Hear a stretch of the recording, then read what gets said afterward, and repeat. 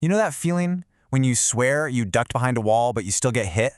Yeah, that frustrating, what just happened moment? Well, that's caused by a ghost that's haunted online gaming for decades. Today, we're going to trace that ghost all the way back to its origins in Doom 3's legendary iTech 4 engine. And then we'll meet the modern Ghostbuster, a framework called DeMoD that's giving indie devs the power to fight back. All right, so here's how we're going to break this down. First, we'll get to know our enemy, good old lag. Then, we'll jump back in time to see how the wizards at id Software first took it on. After that, we'll talk about why those classic solutions are struggling a bit in the modern era. And that's what sets the stage for our main event, a new framework called DeMoD. And finally, we'll see why this is such a huge deal for indie developers everywhere. Okay, first things first. Let's talk about the problem that started this whole mess. That invisible barrier between your mouse click and the bang you see on screen. The universal enemy of every single online gamer. I mean, we've all been there, right? Probably yelling at the monitor, you know you fired first, you are absolutely positive you dodged that rocket. So, what is actually going on? It really just boils down to a delay in communication. And that delay, it's got a technical name, latency. But, we all just call it lag. It's basically the time it takes for your command, like shoot, to travel to the game server and for the server's response to get back to you. And in a fast-paced game, even a tiny fraction of a second of lag is the difference between an epic win and, well, watching your own defeat on the kill cam. And believe me, this is not a new problem. Just look at this quote from the legend himself, John Carmack, way back in 1996. He's basically saying, oops, my bad. His original design for Quake assumed everyone had a super fast connection like he did. He totally forgot about PvP life. The screechy, slow dial-up modems most of us were using back then.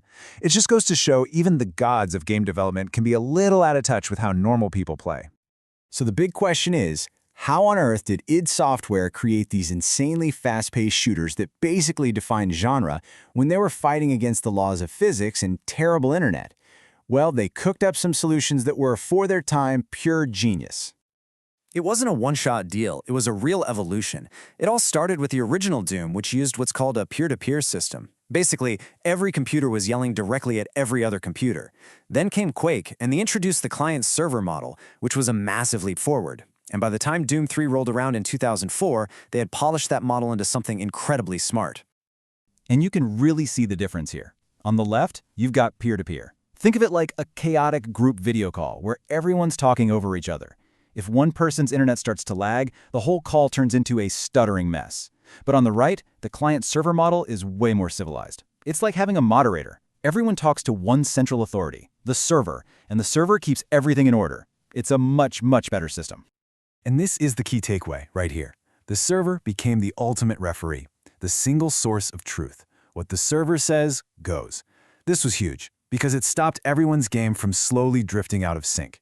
And, as a massive bonus, it made cheating way, way harder, because the server was the all-seeing eye. Okay, but wait. If we have to wait for the server to give the thumbs up on everything, doesn't that just bring back the lag? Well, this is where iTech 4 pulled off its masterstroke. Something called client-side prediction. It's kind of like a magic trick. Your game, the client, is constantly guessing what's about to happen. It's living a fraction of a second in the future, showing you a reality that it thinks is right, just to make everything feel super responsive. Then, when the official truth from the server arrives a moment later, your game quickly and quietly corrects any little mistakes it made in its prediction. It's an amazing illusion that makes the whole experience feel seamless. Now, don't get me wrong, that iTech 4 networking logic was absolutely revolutionary. I mean, groundbreaking stuff. But it was designed for the world of 2004. And let's be real, the gaming landscape today looks nothing like it did back then. Those classic solutions, they're starting to creak under the pressure. Think about it. Today, we expect to play our games on everything, our PCs, our phones, heck, even in a web browser. You want to be able to jump into a game on your computer with your buddy who's on their iPhone. That's the standard now. But for a small indie team, trying to make that happen is a total nightmare. The code in these older engines is so tightly wound together, it's like trying to untangle a giant knot of wires. It just wasn't built for the flexibility and security we demand today. And this is exactly where DeMoD enters the picture. It's a framework built from the ground up to solve these modern problems. It takes all the brilliant core concepts from iTech and completely reimagines them for the world we live in now. So, what is DeMoD? Well, the full name is the DeMoD Communications Framework. But here's the important part. It's not a game engine. Think of it more like the universal plumbing for a game's networking. It's the set of pipes that lets data flow between players no matter what. And the best parts? It's totally free, it's open source, and it's designed to be incredibly lightweight and fast.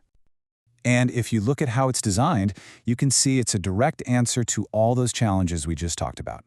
It's modular, which means developers can just plug and play the pieces they need, like Legos. It's interoperable. This is a big one. So a game built for PC can seamlessly talk to the same game on an iPhone.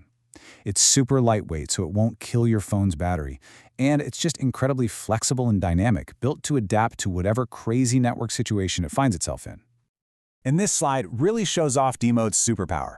Its flexibility with different network transports. See, games speak different languages for different tasks. There's UDP for fast-paced action where it's okay if a little bit of info gets lost. There's TCP for the important stuff that has to get through. Then you've got WebSockets for browser games, and so on. DeMoD is like a universal translator from Star Trek. It understands all of these languages and can translate between them on the fly.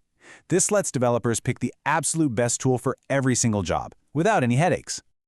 Okay, so we've got this super powerful, super flexible, open source framework. That's cool and all, but so what? What does this actually mean for the people out there trying to make games? Well, for indie developers and modding communities, it's not just an improvement, it is a total game changer. And it really all comes down to its philosophy. The fact that it's FOSS, free and open source software, is huge. It just tears down this massive wall that's been standing in front of indie devs for years. They no longer have to burn mountains of time and money just trying to reinvent complex networking from scratch. They can just use DeMoD. They can stand on the shoulders of this amazing community project and pour all their energy into what actually matters, making a fun game. And if you want proof, look no further than this. Doom 3. It's this awesome open source project dedicated to keeping the classic Doom 3 engine alive and well on modern machines. By plugging DeMoD into it, this project is now doing something that honestly would have sounded like science fiction just a few years back. What are they doing? They're making seamless cross-platform play a reality. I want you to really let that sink in. With this DeMoD integration, you can have one person on their gaming PC, another playing in a Chrome browser, and a third on their Android phone, all jumping into the same Doom 3 match together. This takes a brilliant but 20-year-old engine that was locked to one platform and gives it the kind of multiplayer magic you'd expect from a brand new big-budget game. And that really brings us to the big, exciting conclusion. This whole journey from Doom's simple peer-to-peer setup to DeMoD's incredibly sophisticated framework, it's just an amazing story of innovation. So it leaves you with a question, right? If a free, open-source piece of software can take a 20-year-old engine and completely smash the walls between platforms, what's next? What other barriers are about to come tumbling down? The future for open source and indie gaming has never looked more exciting.